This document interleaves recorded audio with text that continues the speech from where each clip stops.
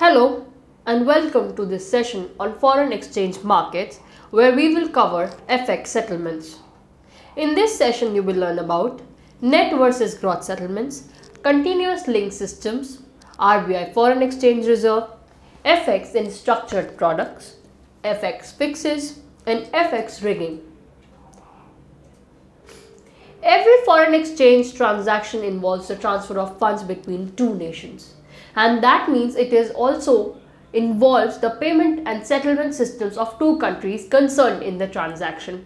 For this reason, national payment and settlement systems play a key role in day-to-day operations of the foreign exchange market. There are two types of settlements in FX market. First is gross settlement, in which each transaction will settle individually. There will be one debit and one credit per transaction, that is one payment and one receipt. The second type of FX settlement is net settlement, in which all transactions within the netting criteria will settle as one amount. There will be one debit and one credit per currency, that is one payment or one receipt per currency. Let us look at an example for gross and net settlements. Two transactions have been agreed between investment banks ABC and XYZ. So, on the first trade, ABC buys $100 million and sells 112 million euros. At the same time, ABC also agrees on a second trade. On the second trade, they sell $101 million and buys 113 million euros. Under the gross settlement method, ABC will receive $100 million and pay 112 million euros for the first trade, and pay $101 million and pay 113 million euros for the second trade. In effect, you have two settlements in USD and two settlements in Euro. Now, under the net settlement method, ABC will pay $1 million and receive 1 million euros. Hence, you have only one settlement in USD and one settlement in Euro. There are three basic rules of netting. First, the currency should be the same. Secondly, the settlement date should be the same. And lastly, the counterparty should also be the same. Now let us look at the advantages of netting over gross settlements. The transaction cost or bank charges involved is greatly reduced as only one payment or receipt is made per currency. The exposure or risk towards each investment bank is also greatly reduced. Let us understand this by taking an example which we looked earlier. ABC has made dollar and euro payments. Meanwhile, XYZ has gone bankrupt. Under the gross settlement, the exposure of XYZ towards ABC will be $100 million and 113 million euros. While under the netting method, ABC will only have an exposure of 1 million euros, which is a huge settlement risk mitigation. Moving on to the continuous link settlement. The continuous link settlement or CLS is a settlement system for FX market that eliminates the settlement risk by following a payment versus payment process. All transactions are settled on daily basis across various currencies. The advantage here is that until a counterparty pays their side of the amounts, they will not receive the amount due to them. 17 currencies are settled in CLS.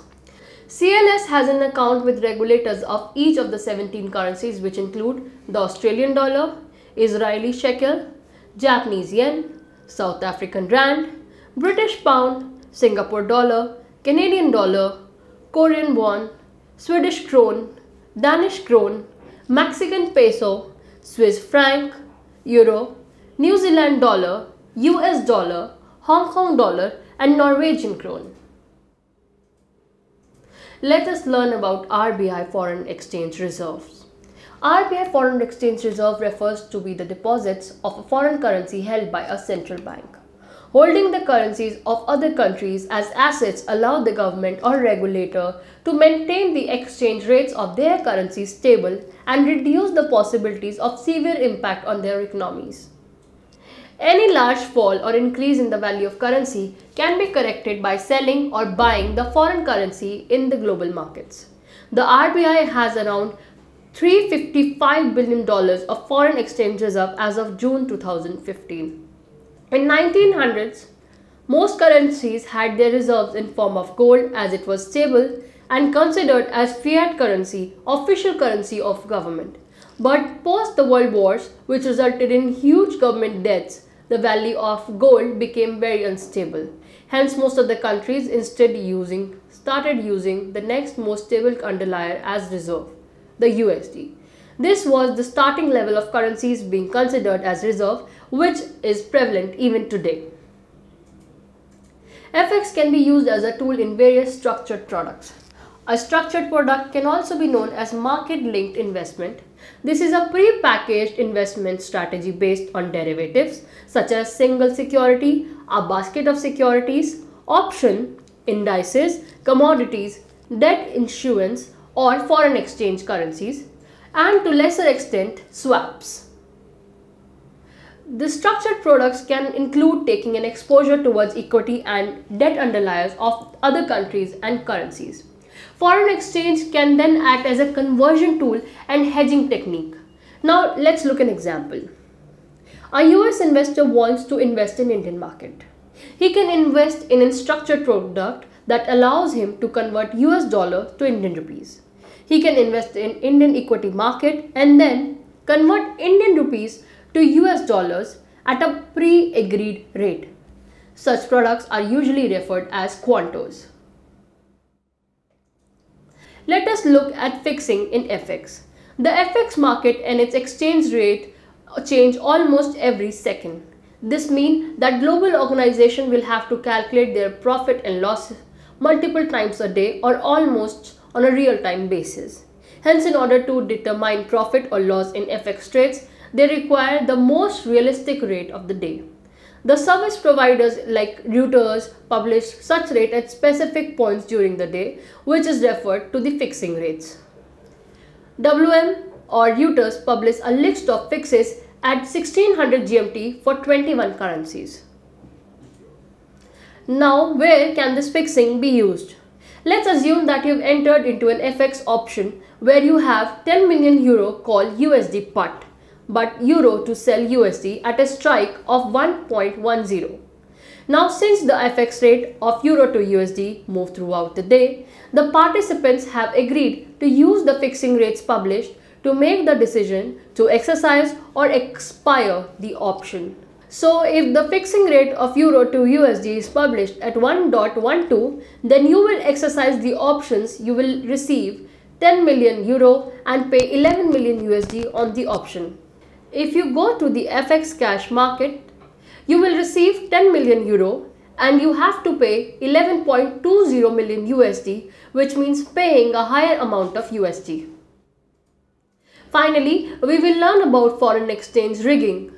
Currency benchmarks are supposed to reflect market conditions because they are based on multiple trades from many different banks and other traders. That's why they are used in the first place.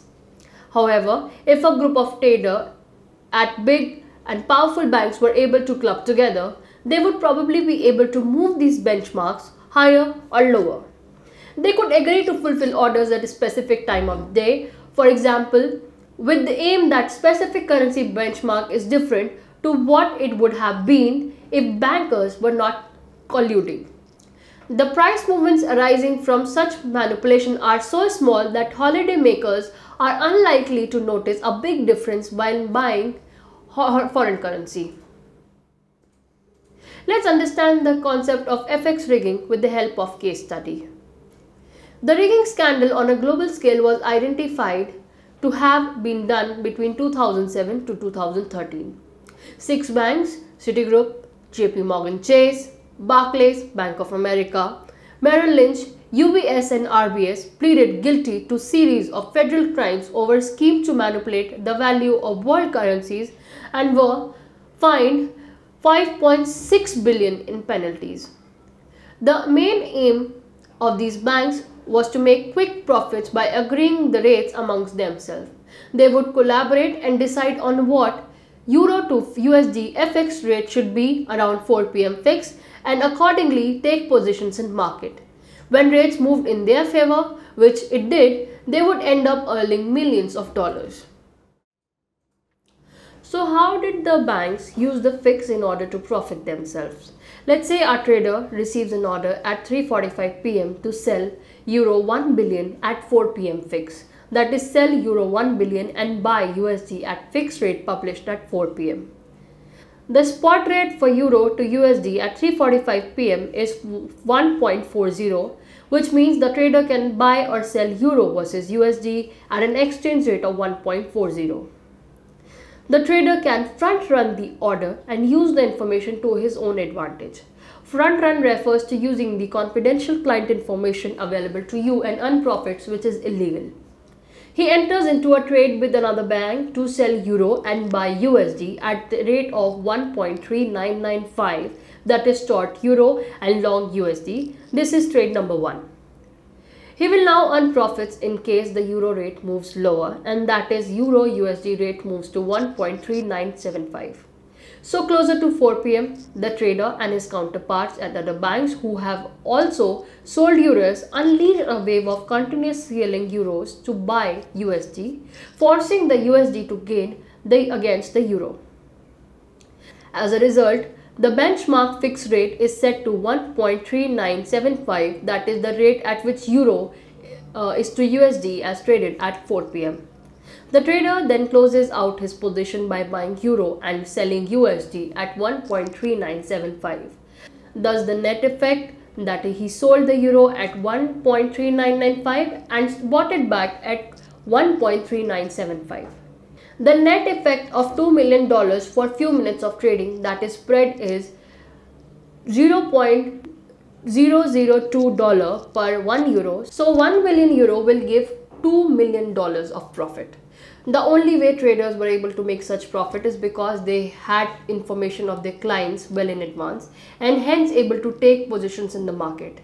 An analysis identified that exchange rate moved as little as 0.2% to 31% around the fixed time. In conclusion, you can say that by agreeing to place orders at a certain time or sharing confidential information, it is possible to move prices more sharply. This concludes this module on foreign exchange markets. We hope you found the session to be useful. Thank you and goodbye.